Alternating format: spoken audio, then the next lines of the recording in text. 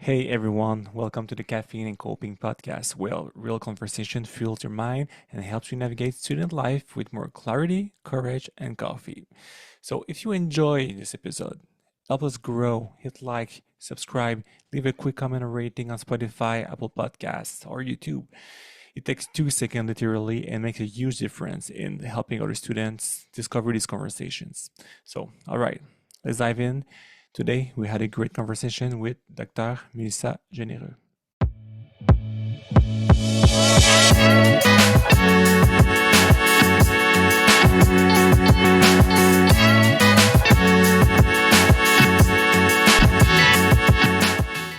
So, hi, today we meet with Mélissa Généreux. I think to me it's an honor to meet you because I saw you work since the pandemic. You were all over the media for different perspective about screens in the youth. You talk about anxiety. You're very involved. And just before the meeting, we were talking about the fact that you have a micro vision and also macro vision on different problematic that are not just for the youth but the society itself. And I think your perspective can be very important in this podcast that is addressing our college students and youth from like 17, 25, 30 years old. So yeah, I want to give you a chance just to present yourself, or maybe the students doesn't really know you. Oh yeah, that would be more than okay. I think it's normal. We're not always watching TV when we're younger. We're a little bit more on the social media and that kind of stuff. So that's totally normal. So maybe the reason why you're talking about my macro vision is the fact that I'm a physician, but a very special kind of physician. I'm a public health physician. So most of the people that I know around me just don't really understand what's my job is really. So that's a little bit complicated to explain, but basically, this is about the population. So I'm the physician of the whole population in the Eastern Township. So my patient is basically 500,000 of people, just that, just a very simple job. And every morning when I wake up, my mission, my very ambitious mission is to ask myself, how can we, my team and I, how can we contribute to foster good physical and mental health at all level for every kind of people, regardless of age, gender, Mhm. workers, students, older people. So that's huge as a mission. And my very specific interest is into mental health of the population because I truly believe that we can hope to have a good health without mental health. This is basic to everything that we decide to do, every behavior, every action that we pose on a daily basis. So, over the past maybe decade, wow, that's been a long time, Yeah. I've been working very hard to better understand the mental health of the population. So, posing a kind of a diagnosis at the macro level, as you said, and it's not just about statistic, but then trying to find out why are we observing such alarming trends about mental health and specifically about mental health of youth. So I have a lot of hypotheses and explanations about that. Yeah, I wish you could dig into some of these. What is very interesting, and I want to say, and I'm super grateful to hear that, is often there's a stigma in the medical world that is always the physical aspect when we're talking about medicine. Always, and I work in the public system too, and that's always what's happening first. Let's check out all the physical aspect, which is super important, but often is dismissed the mental health aspect and psychological Hmm. aspect, and they co-interact each other together. Do you feel like you like my question is more why that interest towards resiliency, prevention, and mental health rise in your situation? Because am I wrong to say mental health wasn't the main focus in the physician degree? Was afterwards you dig into that, or it was a personal, like, I don't know, value that you carry on? A little bit of everything you said. So at the basic, when I had to make a choice which specialty I would choose Mhm. for my life, I was hesitating between psychiatry, family medicine and public health. Because family medicine, this is maybe the one specialty where you have to adopt a more holistic vision of the health. Because I truly believe that when you see families, your patient, you need to consider how much they're happy in their daily life, at their job, with their families and everything. So you have to consider mental health as well as physical health and psychiatry. Of course, this is like the specialty that's showing a strong interest into. But is it really into mental health or mental disorders? So Mm-hmm. that's my point. Oh, As a yeah. public health physician, I started to be more and more interested into something wider than just mental disorders. Because Mm-hmm. mental disorders, when we mention these words, we think about, you know, uh, schizophrenia or psychotic disorders, Mm-hmm. or we think of, some Yeah, yeah. stigma, people talking alone to themselves, or taking hard drugs and having weird behaviors. And with my work, I just realized that this is much more than that. So a lot of people show anxiety symptoms or depressive symptoms, Mm-hmm. and a lot of them are not having a mental disorders per Mm-hmm. se. They don't have any diagnosis, but they still suffer. Yeah. They're not fully happy. So this is my zone of interest. I wanted to have a deeper look into this wider part of the population that doesn't need to have a real diagnosed disorder to pretend not to be that happy. So how can we Mm-hmm. understand that, and mostly how can we act on it? How can we make sure that as many people as possible in our society can try to hope for a good Yeah. mental health and for happiness? And maybe all of this started like many years ago. Wow, back in 2013. So that's interesting because there was the train derailment in Lac Mm-hmm. Mégantic. Maybe some of you guys have Yeah. heard about this. This is like, I And some of mean, them maybe suffer from the intergeneral impact of this as well, you know? sorry. I mean, maybe some of them were impacted like Yeah. indirectly by this derailment. And this was huge, like one of the worst, the catastrophe or disaster in Canada. And at the very beginning, I used to be the public health director in the Eastern Mm. Township region. At that, I was on my fourth day of this mandate as being a Wow. director. I was brand new. I was, 30 years old, How 33 well years you're old, resilient. proud of myself. Yeah.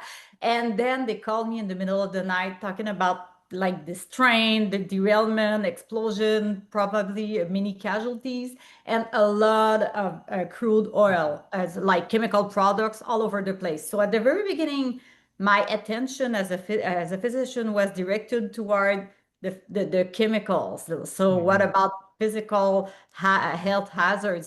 How can the lungs, and Yeah. is there any risk of cancer, or any Mhm. other kind of physical health disease? And then with after a few days or weeks, we realized that the physical health related risks were not that elevated. So like we did what we have to do to protect the people around there from the chemicals, but we just realized that, the well-being level was seemed to be a little bit lower than it used Mhm. to be before this event. And then we started to build a survey, a population survey, just to monitor the anxiety level, the even alcohol consumption level, Mhm. depression level, even PTSD, post-traumatic Yeah. stress disorder level. And we realized that these levels were very elevated as compared to other populations that were Mhm. not affected by this strain. And then we realized, okay, so that's a conclusion, but what do we do next? Are we to put some antidepressant in the river water so that everybody can drink it? Yeah, yeah, It yeah. doesn't make sense. So, and that's where we realized that it's very important to be aware of such alarming results so that people wants to move at the collective level. So we want to make sure that our community or the neighborhoods where we live are more attractive. We can have a fun, we can relate to each others, we can maybe be more in contact with the nature, do some Mm. sports, just take control back over our life. So we realized that all of these small activities and opportunities were creating mental health, good mental health. So I've learned so much over the past 12 years Wow. following the derailment. It's super interesting. And on a personal note, when I was working in the Centre de Réadaptation Dépendance de l'Esprit, the CRDE, where in addiction, I was treating addiction as a psychoeducator. And 10 years following the derailment in my client, I still see this impact. They talk to me about those things. They talk to me about someone they lost. They talk to me about the consequence, the stress. It was still present in conversation. And I can just think about the youth that was like, I don't know how old they were at that time, growing in a family where their parents' stress level was super high. And what you just mentioned, PTSD symptoms, Mhm. anxiety, depression level high. So when you're a child, you refer to your parents for security, to feel safe and everything.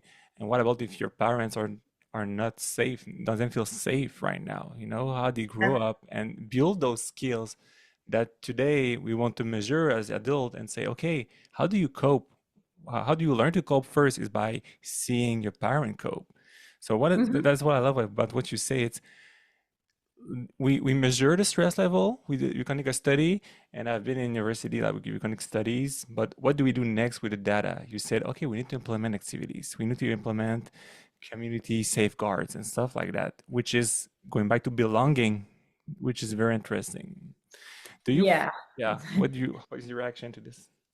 I mean, about the younger people living in the Lac Mégantic community, you're so right. At the very beginning, that's one of the most important lesson learned from all of this Mhm. experience. And I still teach that to med school students or any kind of students who want to Mhm. hear about this.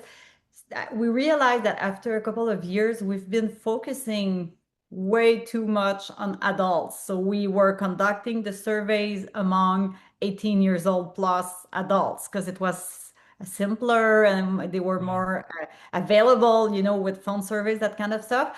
And we thought at the very beginning that, the kids, they were sleeping that night or they Mhm. were not directly involved. So, I mean, we didn't have any bad intention, but to be Mhm. honest, we didn't focus on kids that much. And then on the ground. We were hearing about, the school professionals, the teachers and everything, and the parents, and showing more and more concerns about the kids and the coming teenagers. And, they're showing some signs that were not really about post-traumatic stress disorder, but, more Mhm. anxiety signs and even, I don't know when you say, how do you say that in English, but the automutilation, they were Self-harm.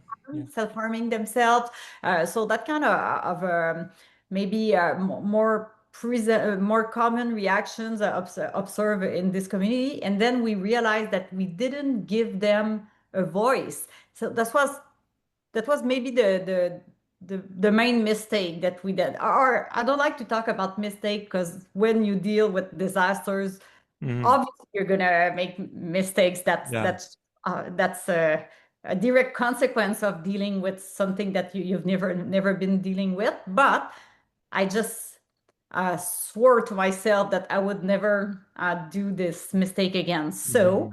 when the pandemic started, the first thing I thought, I was like, okay, this time we're going to monitor what's going out on with the adults' mind, but also the younger ones' mind. The So youth. very quickly we developed um, uh, like deals with high schools and college and or CEGEP and universities, so Mhm. that we had the chance to conduct several studies or not studies, but more surveys.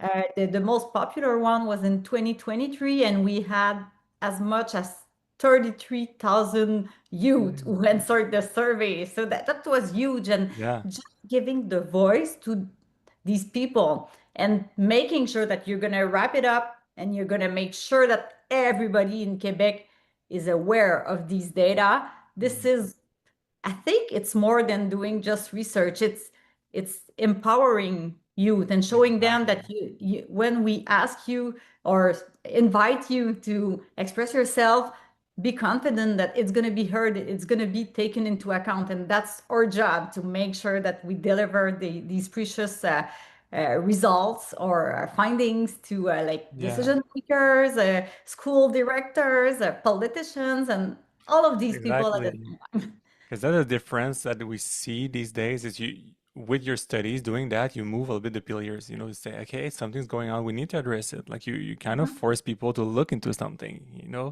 even if I they don't vote.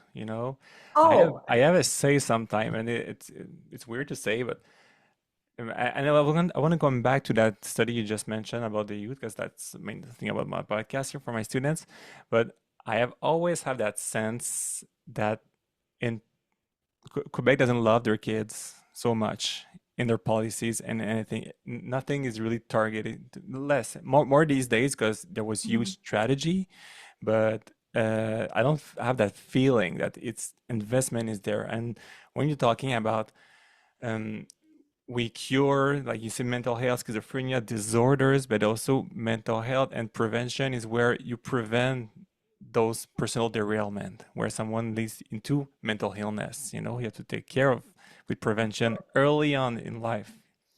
I mean, this is more and more understood right there since the pandemic because we've never talked that much about mental health from a Mhm. prevention point of view. And I remember during the pandemic, so I really love the data. You're gonna hear me talking about data a lot of time, but to be honest, I haven't published any of these data. I mean, for the lac mégantic derailment, yes, because I thought it was very necessary to share with the Mhm. international scientific peers. But with regards to all the surveys that I mentioned that were conducted in Quebec during the pandemic, the purpose of doing it was never to publish it or for my Mhm. researcher career. It was really to wrap it up very quickly. So the you need to understand that we were collecting data in January every year for 4 years, so from 2020 to 2023. And in as soon as in by the end of February, we were organizing a press Wow. conference or like a more webinar, Mhm. but with like full more than 500 people on board assisting attending to the webinar with several journalists. So we were creating something or a buzz, Yeah. around the dissemination of these findings. And that's exactly what's the consequences of doing acting this way is that you create a movement. People are more aware of the problem, and then the next question for sure is What do we what do? can we do next? Mhm. Because the politicians are all going to have the mic. Yeah. They're going to say they're going to be asked, so are you aware of these findings from Dr. Généreux? So what are you going to do with that? And so that's how you can move things at the political level, at the high school Mhm. level, the college level, at the municipal level as well. Mhm. So we have seen a lot of municipality, for example, who were like, okay, what could we do? So if we want to act in a prevention manner, and I was like, you can create more spaces, green spaces or spaces where youth can gather, and you could also give them more power. So sometimes it's just about creating a youth citizen committee. So you, Mhm. you can maybe give a small budget and give some power to say, okay, Yeah. you have everything in hand so that you can decide what would be the next activities for the years that you think would contribute to your well-being as a group. So this is how I think we should always work, and that's one of the main message that I deliver when I do that kind of conference. So it's about not only the data, but it's about if you really want to improve these data, you need to Mhm. act accordingly or to be consistent with your own decision that you make on a daily basis. So you need to involve much more the youth. You need to Mhm. give them a voice, give them power. You need stopping to act for them, but you need to act with With them. them. So Yeah. that's very easy to say, but sometimes I feel that we tend to forget these basic Oh, principles. it's kind of hardcore researcher activist approach. I mean, sometimes researcher will do like a longitudinal studies to build like and get published and everything, get all the fun possible. But what you said is, oh, I learned from my mistakes, or my learning, let's say, from Megatic and different crises you were facing in your mandate, and you say, let's move on right now and publish right away. So that's what I mean. Studies are for to help But you know people. what? I don't need to publish and get some funds because these researches I'm talking about didn't cost N- Mm, uh, even $1. I mean, we're using the online platforms for the surveys. So this is free when you're teaching at mm, the University Sherbrooke. Then I involved, of course, some students to work with me. So they were yeah. doing like med school students doing rotations with under my supervision. So during a whole month, we were just working on that. So this was part of their training, and so it was just a win-win situation for everybody. The media, it doesn't cost anything. You don't need to publish like I know. infography and the dépliant, or that kind of stuff that can be very expensive. So and I developed some partnership with la Fédération des comités de parents or Association de santé publique du Yeah. Québec, or, name it. So all of these people were just very happy to contribute. So it was just something more bottom up, more Mhm.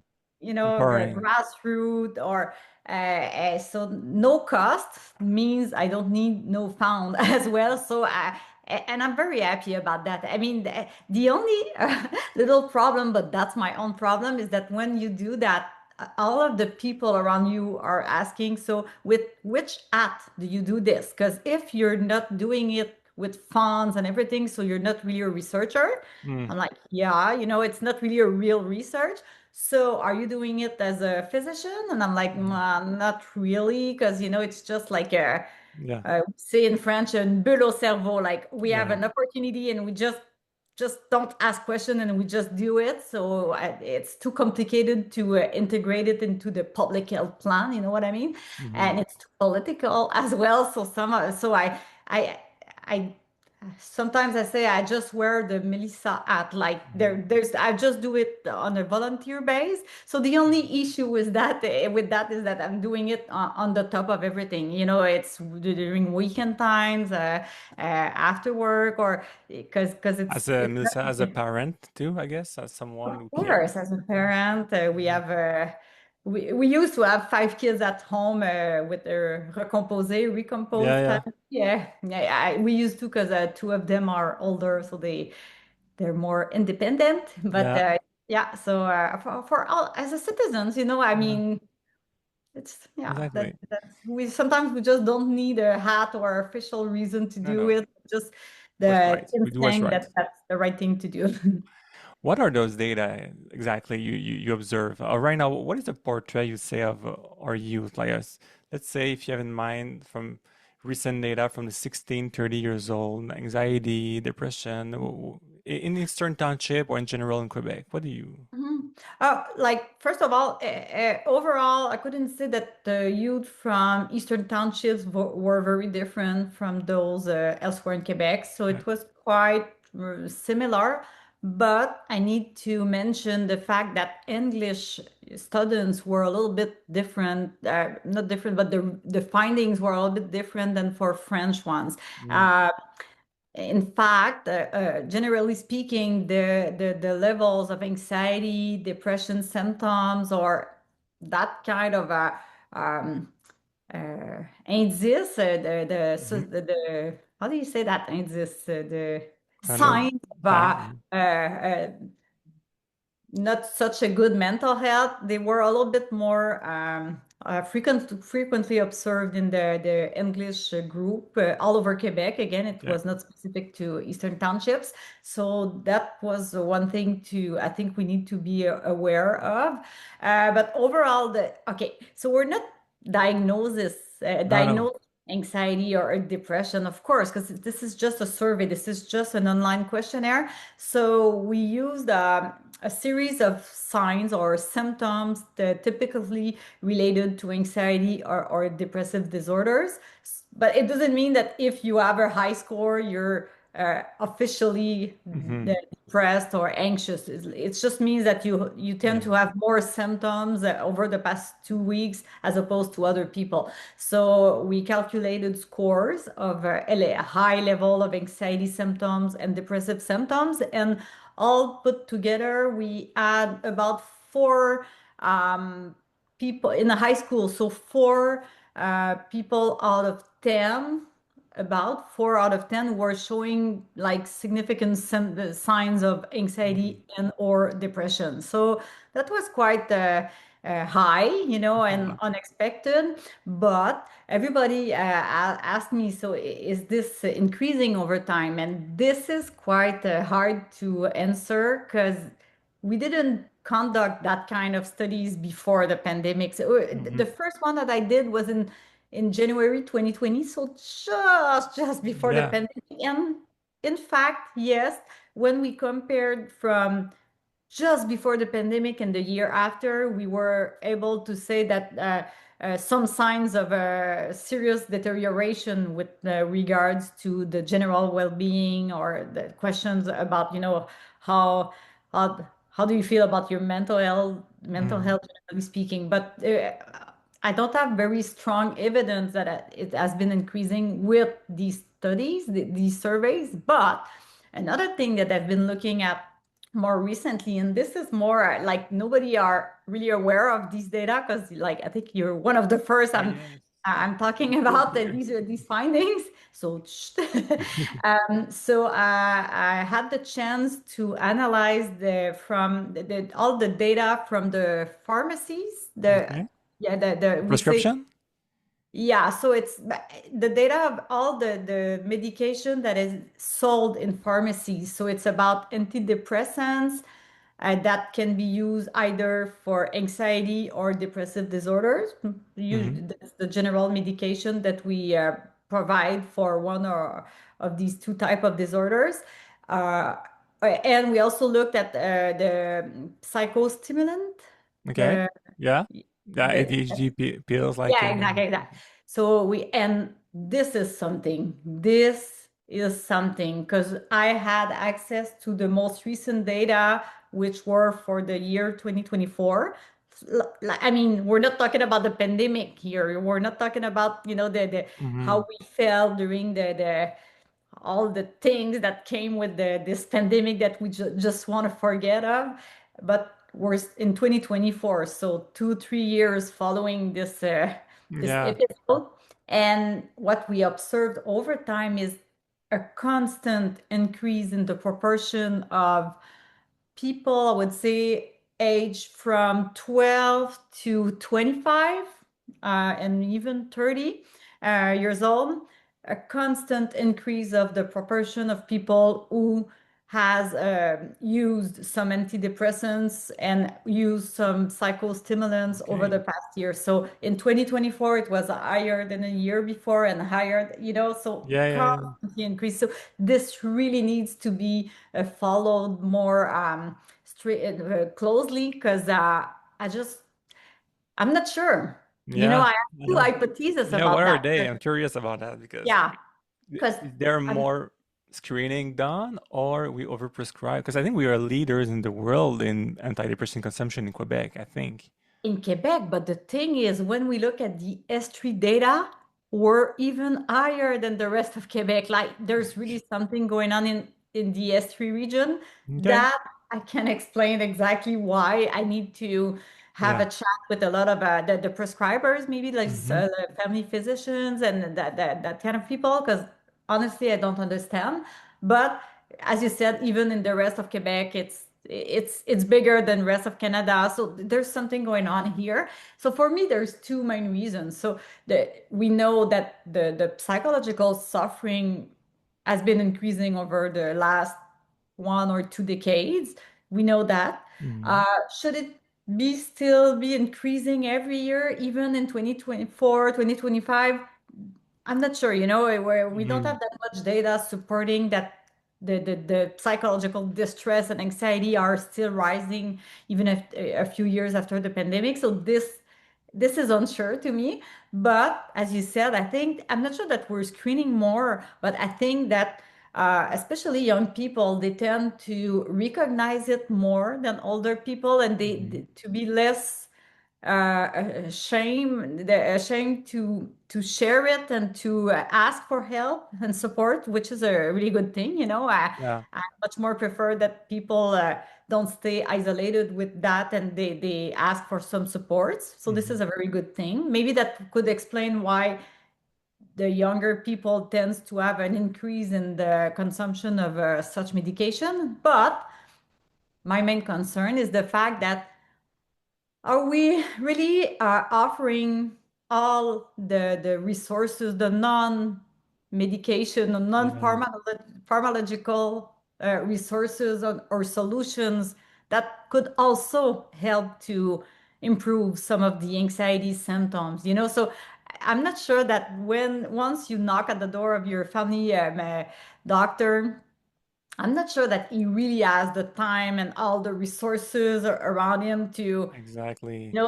stand with you and maybe have a 30 minutes long conversation to really Hmm. understand your interest and your needs, and maybe suggest some readings and some specific activities in line with your interests. So maybe that just doing that for 2, 3 Hmm. weeks, maybe you're gonna step up a little bit and you won't need a medication at the end of the day. But this, I think, is one of the issue as well. Are we really supporting or offering all of these non-pharmacological solutions to people who show some sign of distress? Yeah, because that's the core of the problem, you know. So when you get on those medications, sometime I believe is when all the strategies you're trying doesn't work out, or depending on the condition of the person, that you need other strategies with it.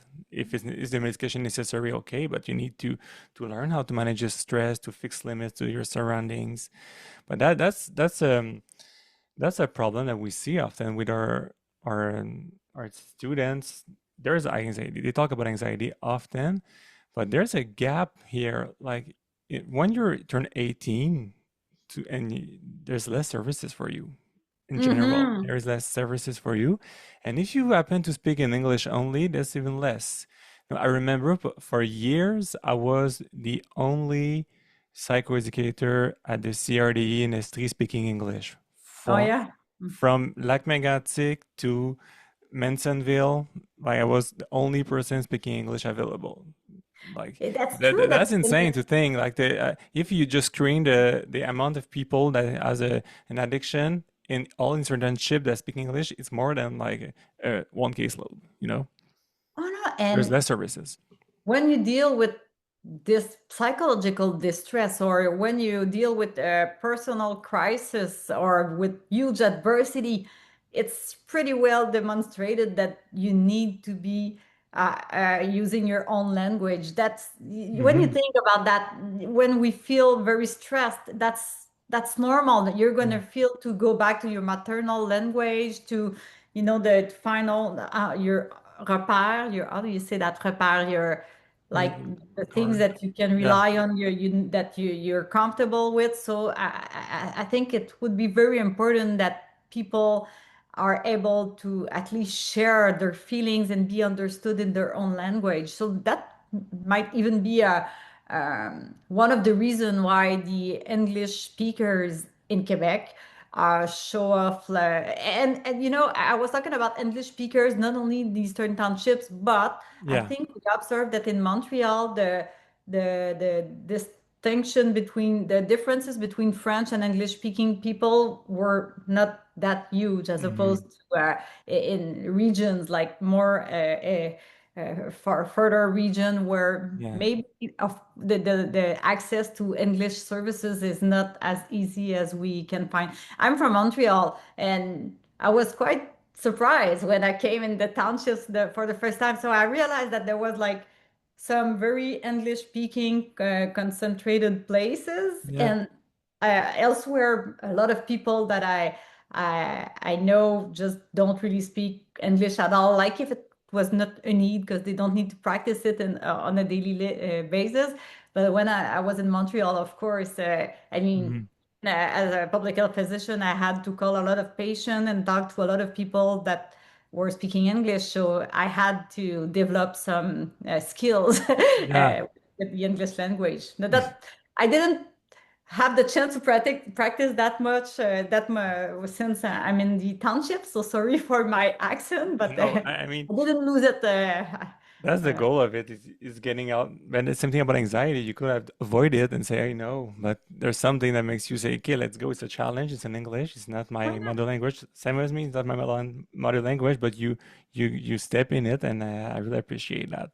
But on that note, when you arrive in college, I want to know what are your recommendations you say for a student? Because when you step outside of high school and you go into college, you're on your own, you don't have a teacher and like that's your schedule for they look on you, they call your parents that you deal with your own schedule for the first time. mhm, Sometimes you're in an apartment if you're remote, you have a low income and you're in a place in your life where you don't know who you really are, what you want to do. It's big decision. I don't know if you can put yourself back when you were in college, like, is that what I mhm, want to do? You want to belong, with people. I have a student in mind. I mean, she comes from, I won't say because she recognizes herself, but she comes from far away, and she arrived just in Lennoxville. It's just alone. And you have to go to college and create a support network. How do we cope? How do our students cope? For any English speaking or even French speaking student, mhm. just they're on their own. They go to college and they're on the. Uh, what are your recommendations? So first of all, I think it's very important to recognize the fact that this is perfectly normal to feel stressed out, to feel disrupted. So uh, it's normal. You're transiting from the teenager phase to being becoming an adult with all new responsibilities, but new the financial stress, finding your own identity, what you want to do in the future, and on the top of that, and that's what I observe with the current generation of people at college and CEGEP, is the fact that on the top of all these personal stresses, we have like the societal stress that adds to that. And by societal stress or crisis, I'm talking about the I don't want to stress you out more, but about climate change. So Mhm. what about the future? And then we hear more and more about that. So some people can feel even more distressed when they think about that. Mhm. The crise du logement. So I don't know why you say that in English, but the fact that everything Mhm. costs more and more. So it's harder for the younger generation to um, try to figure out a future with now how where am I gonna live?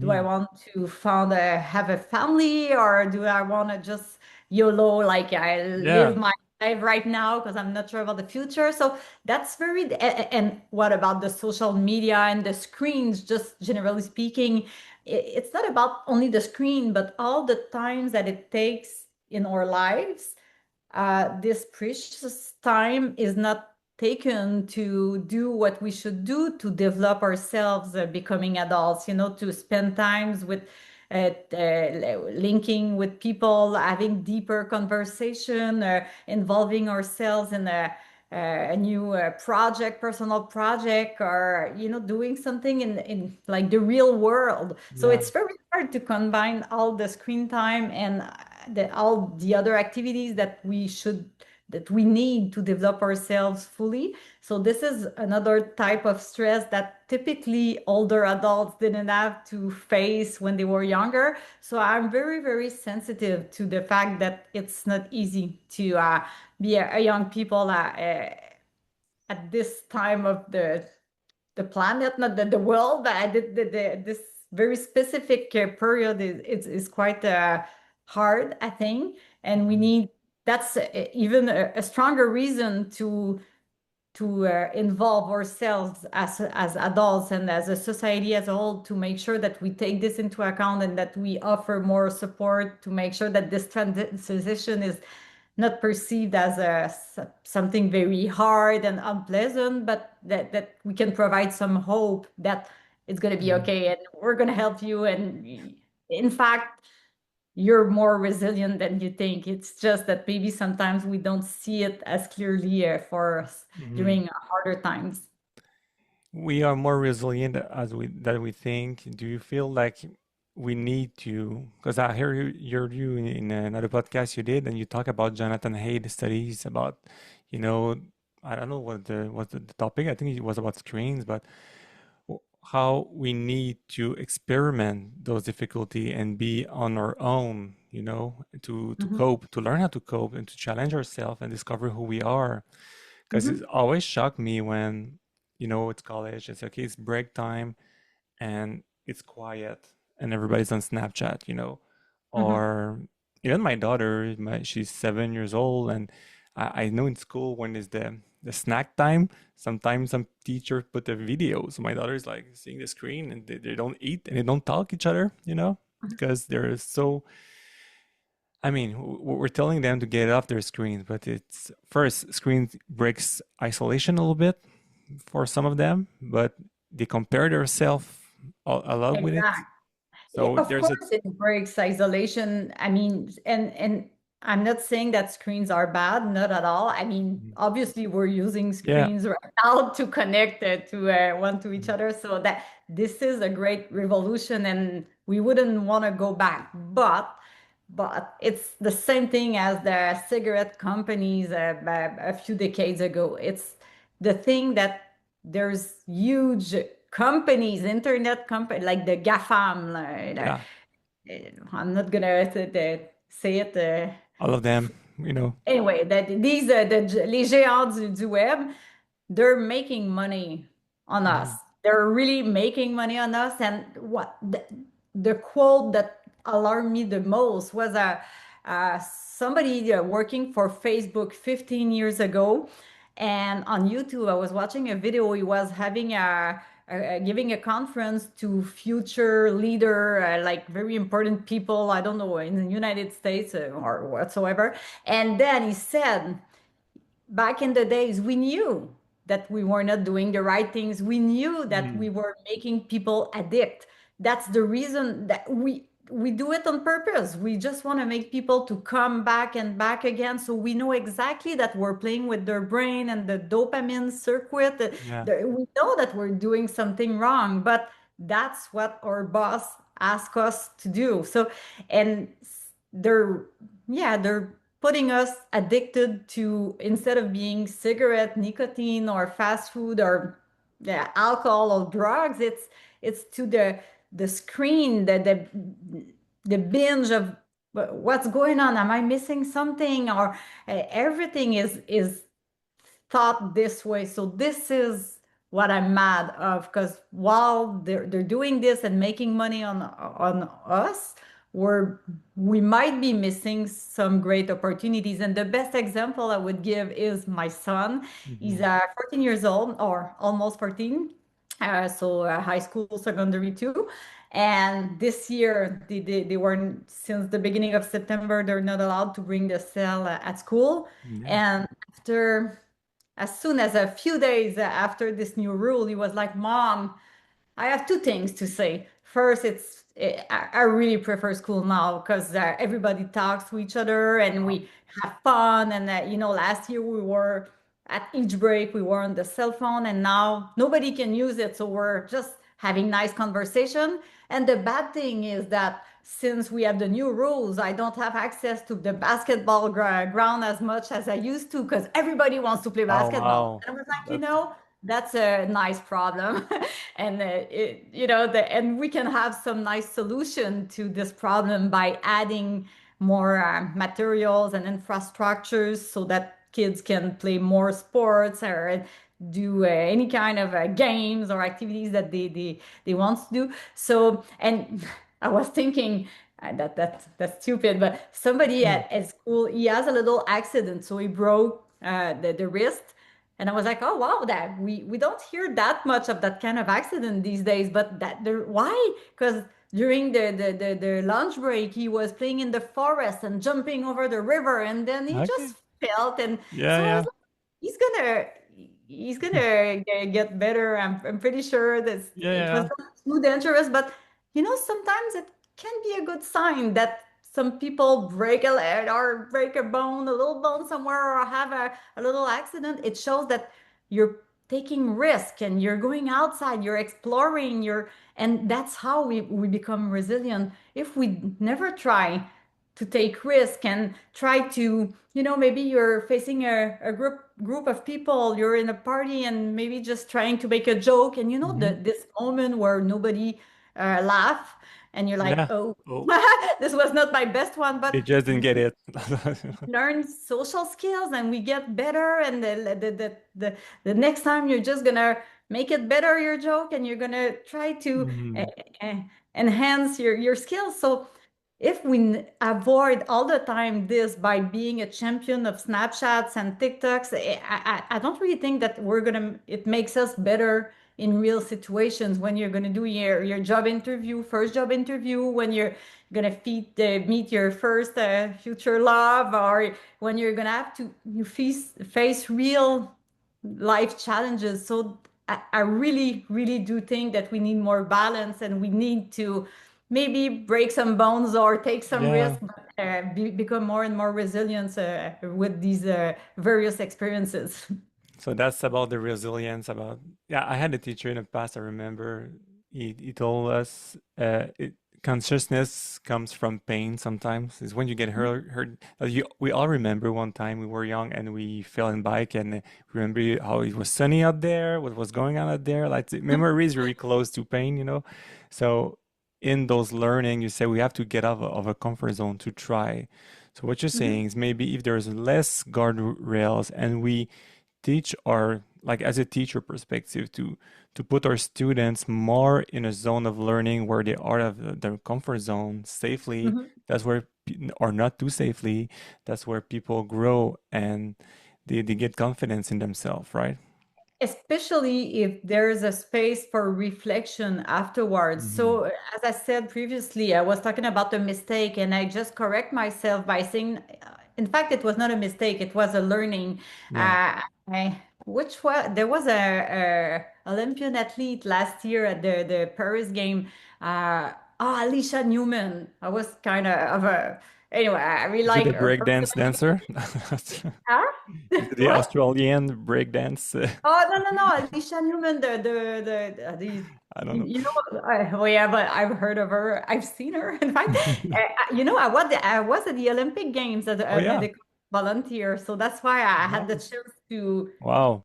a lot of these athletes in real at the Olympic Village. But anyway, that's another story. Yeah. But Alicia Newman was saying that she had a really bad year before going to the Olympics. She was not really performing in her sport or discipline. And she had like a psychologist, a Mm. neuropsychologist who worked with her. And she learned that she should never lose. She should never say that she lose. So she said, either I win or I learn. I never Mm. lose. When I Mm. win, I learn. And that's how I'm just becoming better and better. And I was like, wow, that's the basic that we should have all in mind. So you don't lose, you're learning, but you need to learn though. You need to have some space, and that's painful. I hate feeling unsuccessful. I hate Mm. it. Everybody hates it, but Mm. just uh, acknowledge your negative emotions and then try to learn, okay, what happened, and maybe how could I get better next time, and what's my purpose, how do I project myself for the next time. So it just can get better when you think this way. Yeah. And should they take AI therapists? Huh? Should they take Oh, AI oh, therapists? yeah, okay, yeah, Because I hear that sorry. often. C'est IA, IA, donc Yeah, yeah.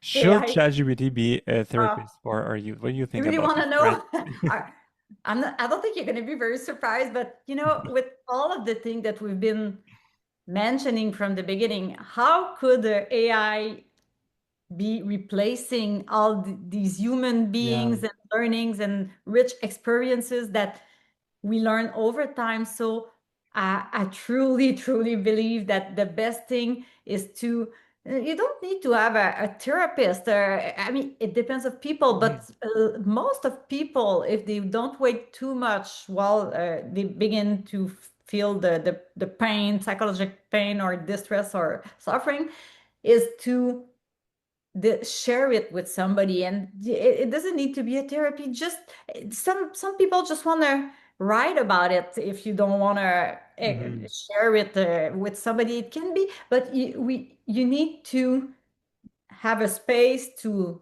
have a reflection about it with yourselves, with people that you have confidence in.